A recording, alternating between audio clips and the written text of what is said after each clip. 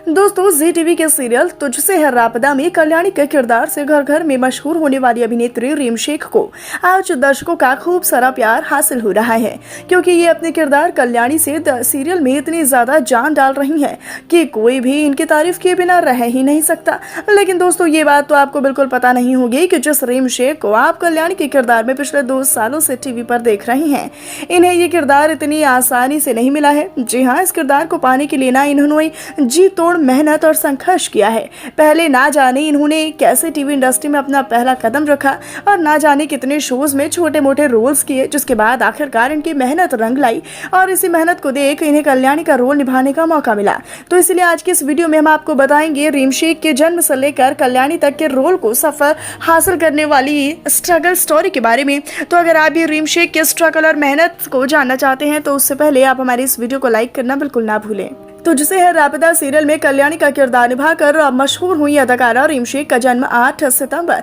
2003 को मुंबई शहर में हुआ था और इसीलिए इनकी सारी पढ़ाई भी यहीं से पूरी हुई है। अगर बात करें इनके स्ट्रगलिंग करियर के बारे में तो जैसा कि आप सभी को मालूम ही होगा दोस्तों कि रीम शेख बचपन से ही एक्टिंग के फील्ड में काफी दिलचस्प रखने वाली लड़की रही है, जिसकी वजह से इन्होंने छोटी सी उम्र में ही अभिनय करना शुरू कर दिया था। जब ये 5 साल की थी तब से ये इन्होंने अपने पेरेंट्स को मनाकर टीवी शोज में ऑडिशंस दिलवाने के लिए कहा, जिसके बाद काफी ऑडिशंस देने और रिजेक्ट होने के बाद इन्हें आखिरकार इनका पहला सीरियल मिला साल 2010 में नीर भरे तेरे नैना देवी में, जिसमें इन्होंने देवी का लीड किरदार निभाकर अपने एक्टिंग करियर की शुरुआत की। जिसके बाद ये काफी ज्यादा फेमस हुई, मशहूर हुई और इस तरह से इन्होंने बचपन में ही ये सोच लिया था कि ये एक दिन बड़ी कलाकार तो बनेंगी ही। तभी तो इन्होंने सीरियल बेस्ट ऑफ लक निकी में भी छोटा सा सानिया का किरदार निभाया था, जिससे इन्हें कुछ खास प्रसिद्धि यानी फेमसिटी तो हासिल नहीं हुई। और ये इसी दौरान सीरियल न बोले तुम न मैंने कुछ कहा कि दोनों सीरीज में नजर आई थी,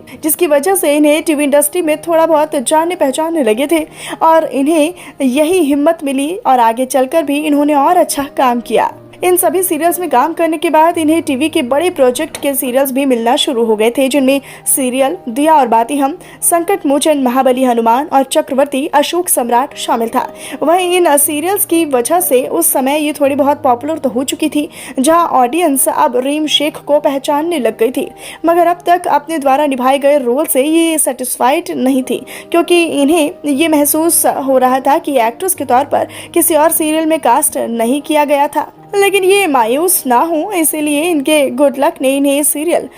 तू आशिकी में किस्मत आजमाने का मौका दिया। वैसे सीरियल में भी इनका सपोर्टिव रोल ही था, लेकिन सीरियल में इन्होंने सनाया सेठ की भूमिका अदा करके अपने आप को एक टैलेंटेड अभिनेत्री के तौर पर टीवी इंडस्ट्री में स्थापित कर लिया और कायम भी कर लिया और दर्शक भी सीरियल में इनकी खूबसूरती और एक्टिंग स्किल्स के दीवाने हो गए थे। अब रीम शेख को पूरा ये यकीन हो गया था कि अब इन्हें कोई ना कोई पक्का लीड एक्ट्रेस के तौर पर किसी न किसी शो या फिर सीरियल में कास्ट करेगा ही करेगा। जी हाँ, सीरियल तुझसे है रापदा के लिए इन्हें कास्ट किया गया और ये इससे बहुत ज्यादा खुश भी थी।